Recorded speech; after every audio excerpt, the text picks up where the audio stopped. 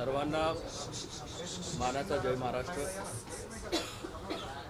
आज सोलापूर जिल्ह्यामध्ये पक्ष कार्यकारिणीच्या प्रमुख पदाधिकाऱ्यांच्या बरोबर येणाऱ्या SIR स्पेशल इंटेन्सिव्ह रिव्हिजन या विशेष पूर्णावलोकन कार्यक्रमाअंतर्गत केंद्र शासनाच्या माध्यमातून इलेक्शन कमिशनच्या माध्यमातून संपूर्ण देशभर मोहीम राबवली जाते की ज्याच्यामध्ये पात्र असणाऱ्या मतदारांना योग्य तो न्याय मिळावा आणि या दृष्टिकोनातून संपूर्ण देशामध्ये ही प्रक्रिया या ठिकाणी सुरू आहे आणि महाराष्ट्रामध्ये सुद्धा येणाऱ्या महिनाभरामध्ये BLOच्या माध्यमातून सर्वसामान्य माणसापर्यंत पोहोचण्याचा हा उपक्रम त्या ठिकाणी सुरू आहे।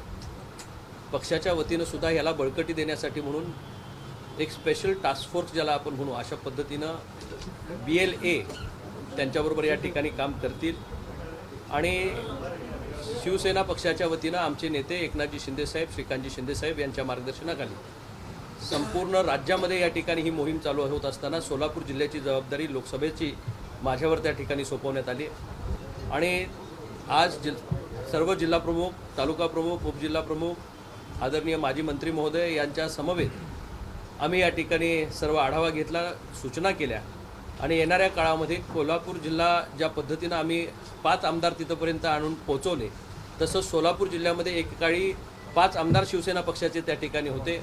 परत एकदा पक्षाच्या माध्यमातून ग्रामपंचायतपासून लोकसभेपर्यंतच्या इलेक्शनमध्ये सर्व पक्षाच्या केडरला बळकटी देण्यासाठी आणि लोकशाही सक्षम करण्यासाठी म्हणून आम्ही सर्वजण या ठिकाणी एकत्रपणे काम करतोय।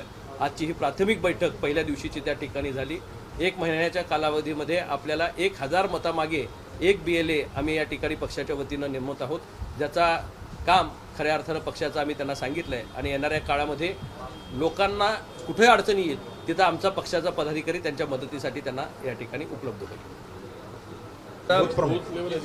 ब्लॉक बूथ त्यांचा बूथ लेवल ऑफिसर जो असतो त्याच्या पद्धतीनं आमचा बूथ लेवल एजंट BLA म्हणजे त्या बूथवर असणाऱ्या लोकांना BLOला अतिरिक्तची मदत या ठिकाणी होण्याच्या दृष्टिकोनातून सर्व या ठिकाणी राजकीय पक्ष त्यांचे BLA नेमत आहेत।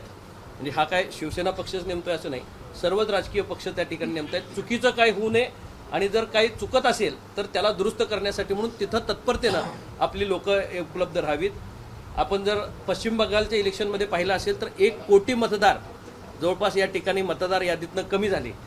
त्यामुळं चुकीचे मतदार जर झाले असतील, दुबार झाले असतील, मयत झालेले असतील किंवा नावं वेगवेगळ्या ठिकाणी असतील, परत दुसऱ्या गावी त्या ठिकाणी स्थलांतरित झाले असतील, याची सगळी माहिती शासन त्या ठिकाणी घेतं आणि योग्य ती मतदार यादीचं मॅपिंग करून त्या ठिकाणी हा कार्यक्रम केला जातो।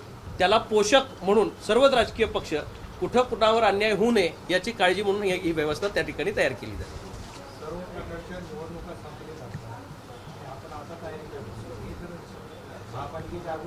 नाही, ही निवडणुकीसाठीची व्यवस्था नाही, पुढच्या 15 वर्षासाठी आपण जे म्हणताय ते खरं आहे।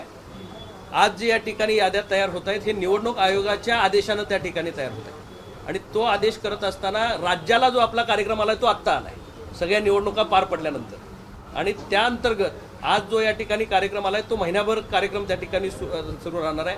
पण उद्याच्या येणाऱ्या 15 वर्षासाठी ह्या याद्या शाश्वत होणार आहेत। त्यामुळे 15 वर्षाचं रेकॉर्ड किपिंग ह्याच्यापूर्वी 2002ला अशा पद्धतीचं झालं होतं।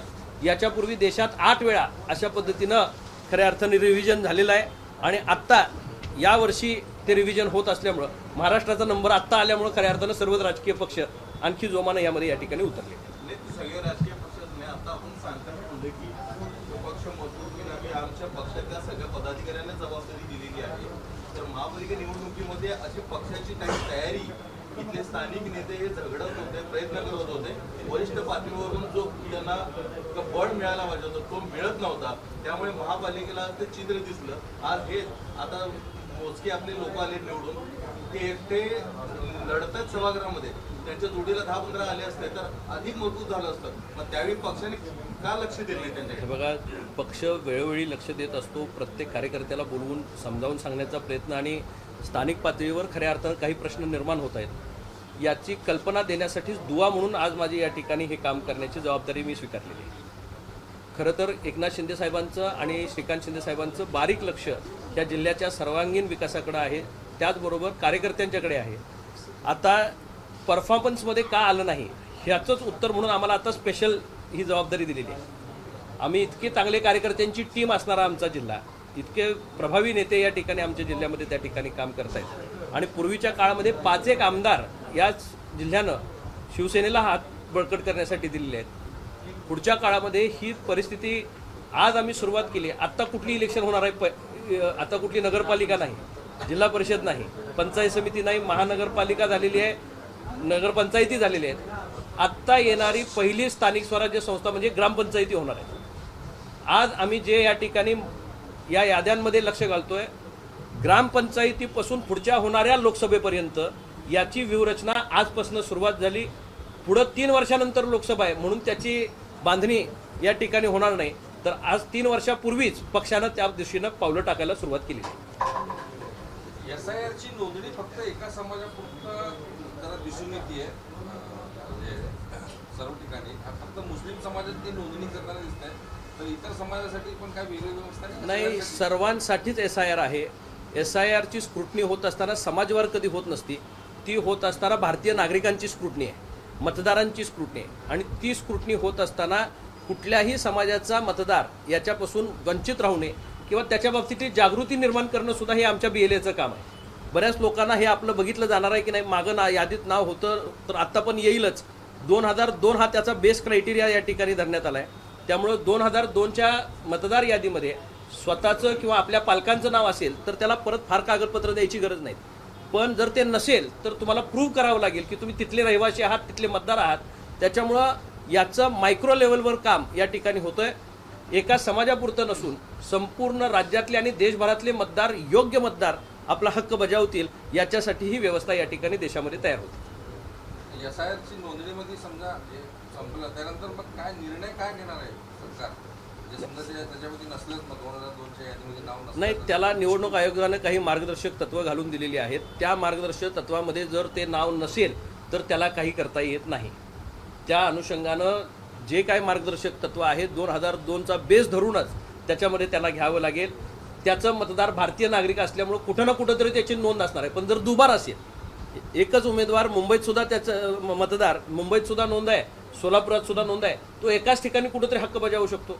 त्यामुळं अशा ज्या त्रुटी किंवा तयारी झाल्यात किंवा फुगलाय आकडा, आता जर समजा एखाद्या जिल्ह्यामध्ये मतदार यादीमध्ये 16 लाख मतदार असतील, त्या 16 लाखापैकी इथंही मतदार आहेत आणि कोकणामध्ये सुद्धा तो मतदार कुठेतरी असेल, तर तो एकाच ठिकाणी कुठंतरी त्यांनी मत बजावलं पाहिजे. आज जी स्क्रुटनी होईल ते योग्यतेसाठी करेक्ट माणसाला त्याचं आपलं काम करण्याचा, याच्यामुळं मतदार कमी होणार नाहीत, तर रादर जे मतदार त्याच्यासाठी पात्र आहेत त्यांच्यावर अन्याय होणार नाही आणि बोगस मतदान किंवा चुकीच्या पद्धतीनं ज्या माल प्रॅक्टिसेस व्हायच्या त्याच्यावर या ठिकाणी आळा ओढण्यासाठी खऱ्या अर्थाने याचा फायदा होईल.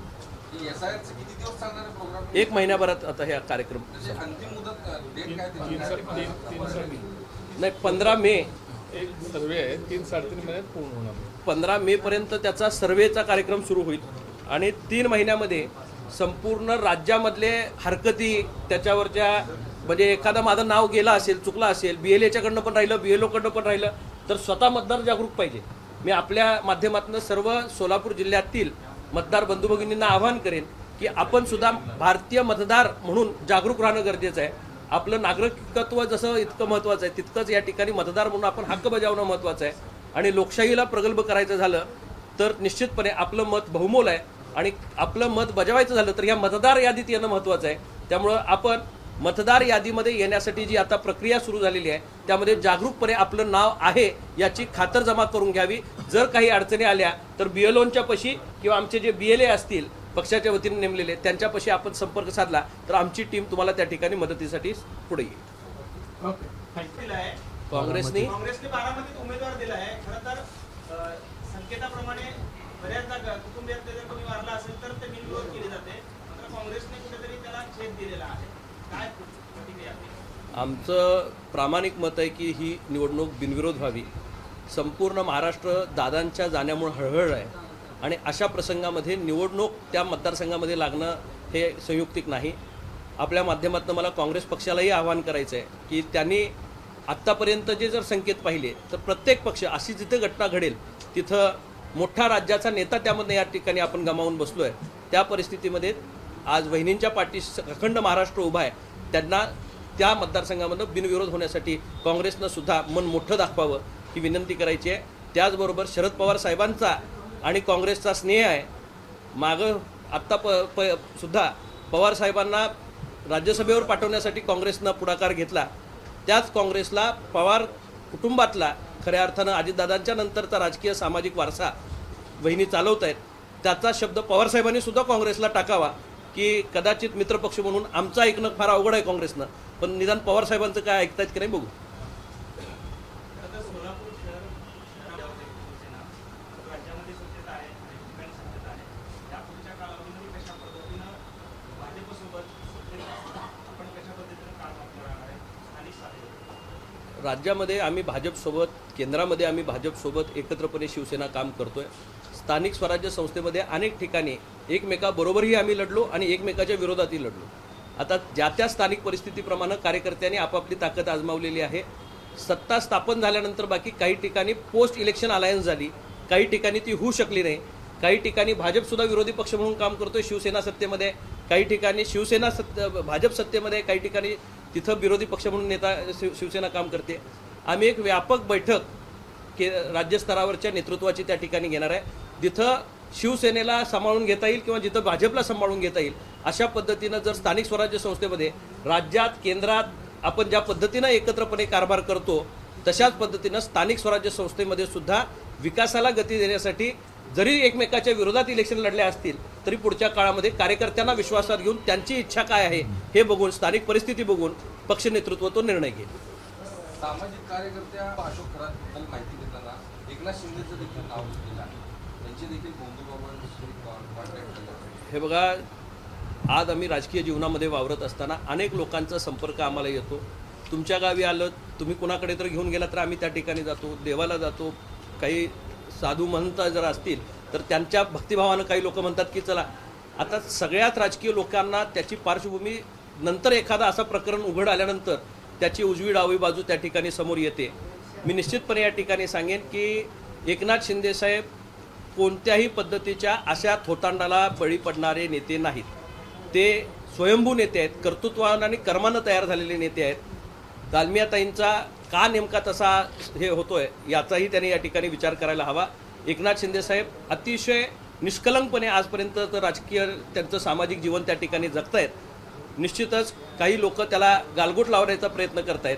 मी आपल्या माध्यमातून या ठिकाणी सांगू इच्छितो, आपण कुठल्याही पद्धतीचे असे वेग आरोप करू नयेत. आमच्या नेतृत्वाला बदनाम करण्याचा काही लोक या ठिकाणी कट करत असतील तर शिवसेना ऐकून कुठंपर्यंत घेते हे आपण आतापर्यंत बघितलं आहे. पण नेत्याला विनाकारण कुठल्या तरी विषयामध्ये ओढण्याचा प्रयत्न करत असाल तर निश्चितपणे शिवसेना याला जशास तशी उत्तर देईल. एबीपी माझा, उघडा डोळे बघा नीट.